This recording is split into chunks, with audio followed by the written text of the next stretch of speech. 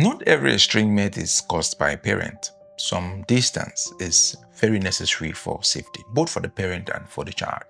There are some children that are very abusive, very toxic. For those situations, the parents actually benefit from the distance.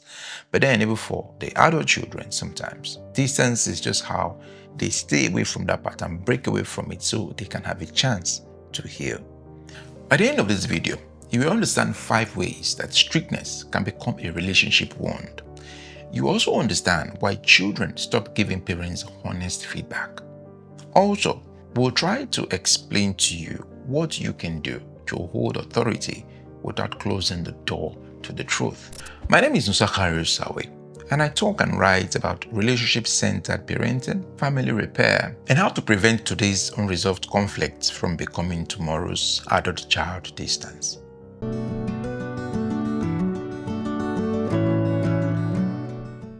So let's get into it. Governments make laws, they enforce them, and they punish people who break these laws. This is basically how societies are run. But a functioning justice system does not simply announce a verdict and just move on. It gives the accused a fair hearing. It examines the fact. It considers the harm. And apart from that, it explains the consequences. Most of the time, if not all the time, it may actually even allow for an appeal. And then you ask yourself, why is this so? The reason is not far-fetched. It's because authority without process becomes arbitrary power. This does not in any way mean that a child is allowed to overrule the parent. It just simply means that the parent considers context before arriving at a verdict. Having a voice and respectful treatment help people experience authority as legitimate. Otherwise, there will be anarchy and people will not follow rules. So your answer may still be no, but in the midst of that no, what else have you brought to that particular judgment table? Is the process fair? Is your tone that of correction and repair, or authority and intimidation? In court, the accused gets a fair hearing, but in our homes, the child gets a very direct and sharp verdict. So I'm going to give you 5 patterns that may have caused a wound in your child even though you meant to correct them. Number 1, your rules are never truly equal. You might call it consistency, but your child may see it and call it bias. And this happens in a lot of homes, and a lot of parents either pay blind eye to it or do not even look closely well enough to notice it. Now, the child saw their siblings and other cousins and relatives around the house receive cheap freedom and sometimes even forgiveness, perks, appreciation, compliments. When it comes to them, the rule was different. The rule may have been reasonable to you or when you zoom in, but zooming out and looking at it holistically, it was not. Now, the unequal history made it feel very personal to that child, and you either did not care or you're not aware.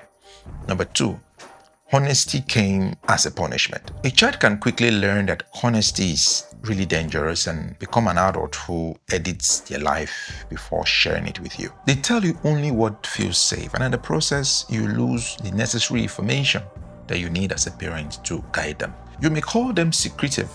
They don't open up to me, they don't tell me anything, without really asking, what has taught this child to just hide? Nobody hides from nothing. If your child is secretive, they are hiding from something, and that's what you should find out. Number 3, you quickly judge before you hear their side of the story. Now, if the verdict is already decided, the invitation to speak is not a conversation, it's just a performance to fulfill all righteousness. There are some parents today that their child do not have the confidence that if they bring an issue to them, they will get a fair and balanced hearing. They will get a balanced assessment of that situation. Now, the explanation is treated as a mere excuse. You already have a picture in your head that this child is a bad child because of probably what they've done before. With this whole scenario staying over time, the child stops believing that their words matter and they stop offering these words and these honest opinions anyway. They just keep it to themselves. Number 4, their reasons never changed your verdict. They were allowed to speak, but whatever they said did not matter. And quickly, children are great at recognizing patterns, just like adults. Sometimes we forget that we were once children. And whatever makes you an adult today, whatever instinct you have, is still in them, maybe not developed so much. Listening does not mean surrendering your authority. Their perspective should be allowed to exist, should be allowed to inform the final decision. A good judge is a judge that listens to all sides. He then sits back and compare what information he has in front of him. A meaningful voice does not guarantee a yes. It only tells the child that their viewpoint is considered and their well-being is actually the most important thing in all of this. Number 5, today's boundary reopens yesterday's wound. You may see one justified correction today that you've made, and you've seen the child react in a certain way, and you're wondering why. But the fact is this, your child may have experienced another chapter in a long pattern of control, of bias, of humiliation, or emotional punishment that you actually might have not kept track of and you have not remembered. A small pattern might seem insignificant like an erode seed, but that seed planted on the soil of a family and watered repeatedly over time can grow into something much larger than anyone intended and than anyone can actually imagine.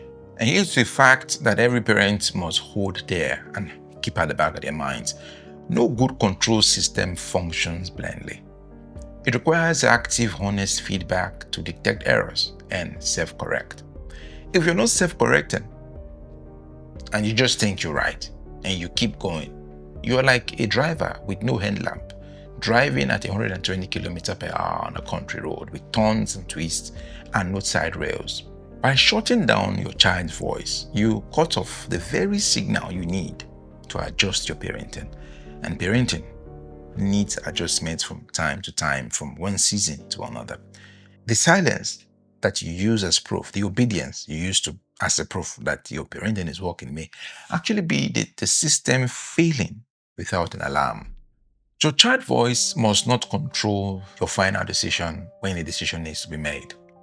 Whether they are young toddlers who are throwing tantrums to manipulate your final decision or adults, it doesn't matter. But their voice may reveal a double standard. Their feedback may reveal a misunderstanding, an excessive consequence, or some old history of unfairness that is very much able to amplify the effects of a simple word of correction. And here's a fact about adult children that older parents need to remember. Parents remember sacrifices. The adult child remembers the atmosphere. The parent remembers the big parties, the birthday parties, the food, the education cost, the self-tutoring, the discipline, the sacrifice, and all of that they put in to making that child who the child is. But then the child remembers or may remember fear, unequal treatment, correction without repair, and the silence that they had to develop within themselves as a protection mechanism. Not every estrangement is caused by a parent. Some distance is necessary for safety. But unresolved patterns can contribute to an adult child deciding to give a gap, stay away. But then, what can you do differently as a parent? The fact remains that you do not have to abandon your authority. You have to make the authority safe enough for truth to survive in your home. That conversation may go any way like this. Now, the boundary I have with you still matters, but I would like to understand your point of view, just so we are on the same page. Or, I may remember it differently, but I do not want to dismiss what you've experienced. And then it gives you room to speak. Or maybe something like, I intended to protect you, but I see that my response have caused a hurt to you, and I'm sorry. Do not add a but. Do not immediately defend your sacrifices. Your sacrifices are known, they are documented. But please, this is not the time. And do not demand for their forgiveness. Let repeated behavior just demonstrate that you've changed, that you understand, and that this is a new vision of you that they should expect. You can be a good parent by every standard you were taught and still leave your child carrying pain you never understood and you never intended to transfer. You can remember the sacrifice while they remember the shame. That's also very possible. You can remember the rules while they remember the unequal treatment that you applied while making those rules hold. You can remember the hug while they remember the sentence that followed that hug. The question is not only, was I trying to help? Maybe you were trying to help, maybe your intentions were real and true. The real question is, what did my child have to learn in order to survive my help?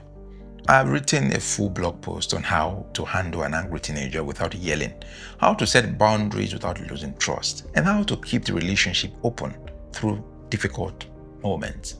Now, in this post, I explained 5 de-escalation principles that help parents listen without surrendering authority, that would help them correct without humiliation, and repair after a conflict. Please read the full post. The link is in the description. Subscribe to our channel and expect more conversations about parenting, teenagers, repair and family patterns, and of course, its treatment. I'll see you in the next one.